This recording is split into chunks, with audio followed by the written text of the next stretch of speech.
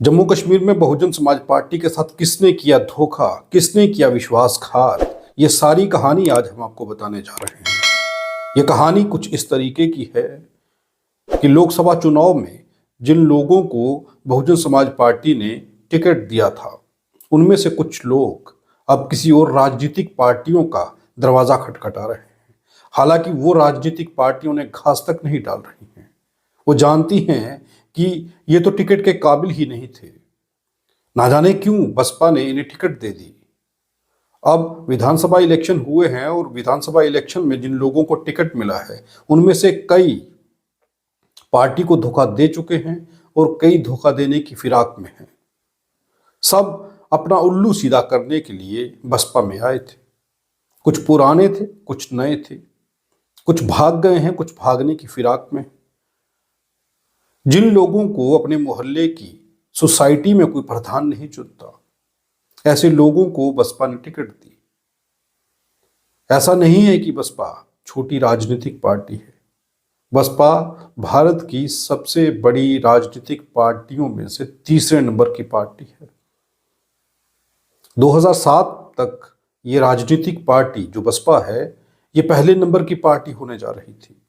फिर धीरे धीरे इसका ग्राफ गिरता गया, क्योंकि ऐसे लोग इस पार्टी के अंदर थे जो समय समय पर पार्टी का इस्तेमाल करते रहे, अपना फायदा लेते रहे और मौका देखते ही साइड मार गए। ऐसे सैकड़ों उदाहरण हैं। अगर इस पर चर्चा करें तो बड़ी लंबी चर्चा हो सकती है, लेकिन इतनी लंबी चर्चा करने की ज़रूरत नहीं है। हम सिर्फ चर्चा कर रहे हैं ये दो इलेक्शनों की, जो लोकसभा इलेक्शन हुए और जो विधानसभा इलेक्शन अब हुए हैं। सिर्फ इन इलेक्शंस में जिन लोगों को टिकट दिया गया, वो लोग पार्टी को किस तरीके से धोखा दे गए, किस तरीके से विश्वासघात कर रहे हैं। कुछ जा चुके हैं और कुछ जाने की फिराक में हैं, और जो नहीं गए हैं वो भी किस तरीके से पार्टी को नुकसान कर रहे हैं। वो अंदर खाते भाजपा जैसी पार्टी को समर्थन कर रहे हैं, और कुछ ऐसे हैं जो दूसरी राजनीतिक पार्टियों के दरवाजे पर बैठे हुए हैं। कुछ ऐसे हैं जो नेशनल कॉन्फ्रेंस का दरवाजे पर बैठे हुए हैं कि हमें ले लो। ऐसी जानकारी हम तक पहुंची है कि टिकट लिया बसपा से, बसपा ने उन पर एहसान किया, उन्हें इलेक्शन लड़वाया। वो लोग अपने घर तक से बाहर नहीं निकले इलेक्शन में। पूर्ण तौर पर जितना उनका इलाका था, अगर लोकसभा की इलेक्शन थी तो जम्मू पुंछ अगर कहें, या फिर उधमपुर की जो सीट थी, इन दोनों सीटों पर जो उम्मीदवार थे, उन उम्मीदवारों ने अपना इलाका तक कवर नहीं किया। अपने उन लोगों तक, वोटरों तक नहीं पहुंचे, प्रचार प्रसार तक नहीं सही तरीके से किया। लेकिन बसपा ने फिर भी उन लोगों को टिकट दिया। लेकिन अब उनमें से कुछ लोग कैसे पार्टी को धोखा दे गए, किस तरीके से उन्होंने दगा किया, और अब वो किस ओर रुख कर रहे हैं, ये जरा सोचिए। एक तो नेशनल कॉन्फ्रेंस के दरवाजे पर बैठे हुए हैं, हो सकता है उन्होंने पार्टी ज्वाइन भी कर ली हो। नेशनल कॉन्फ्रेंस के बड़े नेता मजाक उड़ा रहे थे। वो ये कह रहे थे कि ये वो लोग हैं जिन लोगों को टिकट तो दूर, कोई ओहदा तक ना दे हम अपनी पार्टी में। और बसपा का एहसान देखो इनके सर पर। इन लोगों को टिकट दिया, और टिकट देने के बाद इन लोगों ने पार्टी के साथ क्या किया, ये सोच करके देखिए एक बार कि धोखा किस तरीके का होता है। फिर जब पार्टी में ऐसे लोग बैठे जो कदम कदम पर पार्टी को धोखा दे रहे हैं, बहुजन समाज से वोट लेकर के उन लोगों को दोबारा शक्ल तक नहीं दिखाते, और टिकट मिलने के बाद प्रचार और प्रसार के लिए घर से नहीं निकले, ऐसे लोगों को बसपा ने टिकट दिया और अब वो धोखा दे गए हैं या धोखा देने की तैयारी में है। कुछ इंटरनल तरीके से पार्टी की जड़ों को काट रहे हैं, कुछ खुलेआम अब पार्टी की जड़ें काट रहे हैं, और कुछ तो भाग गए, बागी हो गए। मैं फिर से कहूंगा कि जिन लोगों को कोई मोहल्ले की सोसाइटी का प्रधान तक ना बनाए, अगर कोई छोटा सा पार्क में सैर करने वाला ग्रुप हो, उसका भी प्रधान ना चुने, ऐसे लोगों को बसपा ने लोकसभा के टिकट दिए, और ऐसे लोगों को बसपा ने विधानसभा इलेक्शन में टिकट दिए, जिन्हें पूरी ताउम्र राजनीति में अलग अलग पार्टियों में जाकर के देखा, किसी पार्टी ने टिकट तक तो दूर ओहदा तक नहीं दिया। और कई तो ऐसे थे जिन्हें पार्टी ने टिकट दिया। इस जो इलेक्शन अभी हुई है विधानसभा की, इस इलेक्शन में जो हमने देखा कि जिन लोगों को टिकट दिया वो घर से बाहर तक नहीं निकले। उन लोगों को पार्टी का शुक्रगुजार होना चाहिए था कि उन जैसे लोगों को पार्टी ने टिकट दिया। लेकिन वो लोग पार्टी से दगा कमा करके दूसरी राजनीतिक पार्टियों का दरवाजा खटका रहे हैं।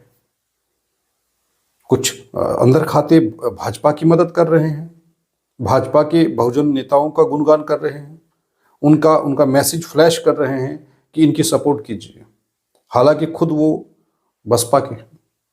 और कुछ ऐसे हैं जो नेशनल कॉन्फ्रेंस में शामिल हो चुके हैं या शामिल होने की तैयारी में हैं।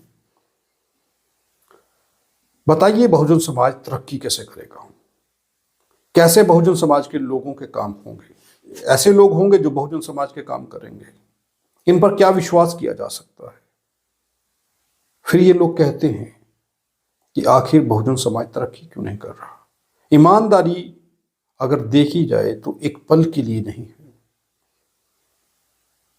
अभी जो इलेक्शन, अभी विधानसभा के जो इलेक्शन होकर के हटे हैं, इन इलेक्शंस को मैंने पूरा कवर किया और बसपा और आज़ाद समाज पार्टी को कवर किया। तो जो तस्वीर मैं देख रहा था, जो मैं सोच रहा था, वही हुआ। मैं ये नहीं कहूँगा कि हाईकमान जो थी उन्होंने सही तरीके से काम किया, उनकी भी गलतियां हैं। लेकिन बेईमानी इस हद तक कि जिस आदमी को कोई सोसाइटी का प्रधान तक ना बनाए, कोई पार्क में सैर करने वाली कमेटी का प्रधान तक ना बनाए, ऐसे लोगों को लोकसभा और विधानसभा की टिकट दी गए।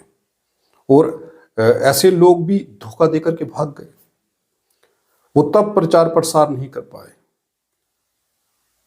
पोस्टर तक नहीं लगवा पाए पूरे इलाके में जितना उनका इलाका था, होर्डिंग्स नहीं लगवा पाए। लेकिन आदत से मजबूर होते हैं कुछ ऐसे लोग। सूत्रों के हवाले से ये जानकारी मिली है और जिस व्यक्ति ने ये जानकारी दी है उस व्यक्ति की आवाज भारी थी। उसने कहा कि बहुजन समाज आखिर करे क्या? पैर पैर पर गद्दार बैठे हैं, पैर पैर पर धोखेबाज बैठे हैं, हर पल धोखा मिल रहा है। तो आखिर बहुजन राजनीति कैसे चलेगी? जो लोग डिजर्व करते थे उन लोगों को टिकट नहीं मिला, और जो लोग आए ही इस मंशा से थे, इलेक्शन लड़ेंगे, अपनी वैल्यू बनाएंगे और दूसरी पार्टी में चले जाएंगे, उनकी पहले से ही ये मंशा रही होगी और उन्होंने वही किया जो वो करना चाहते थे। अब आप अंदाजा लगाइए कि कैसे आप ये सोच सकते हैं कि बहुजन समाज की तरक्की होगी, बहुजन समाज की आवाज उठाने वाले नेता होंगे, जब ऐसे स्वार्थी नेता हों जो बहुजन समाज पार्टी में शामिल हुए सिर्फ टिकट के लिए, इलेक्शन लड़ा, प्रचार प्रसार नहीं किया क्योंकि वो जीतने के लिए नहीं, सिर्फ टिकट लेने के लिए आए थे। ये लोकसभा में भी हुआ और ये जो विधानसभा इलेक्शन हुए हैं इसमें भी ऐसा ही हुआ, क्योंकि लोकसभा में भी मैंने देखा था क्या हालात थे और विधानसभा में जो हुआ वो तो बिल्कुल नज़दीक से देखा मैंने कि कैंडिडेट्स क्या कर रहे थे और हाईकमान क्या कर रही थी। मायावती जी को संज्ञान लेना चाहिए। और प्रधान जो हैं जम्मू कश्मीर के बसपा के, ये ड्यूटी के, उन्हें भी ये सोचना होगा कि आखिर ऐसा कैसे हो रहा है, कौन सी अंतरकला है जिस वजह से ये सब कुछ हो रहा है, क्यों मैनेजमेंट सही तरीके से काम नहीं कर पा रही, क्यों इतनी बड़ी राजनीतिक पार्टी होने के बावजूद भी उस पार्टी को इस्तेमाल करके लोग धोखा दे रहे हैं।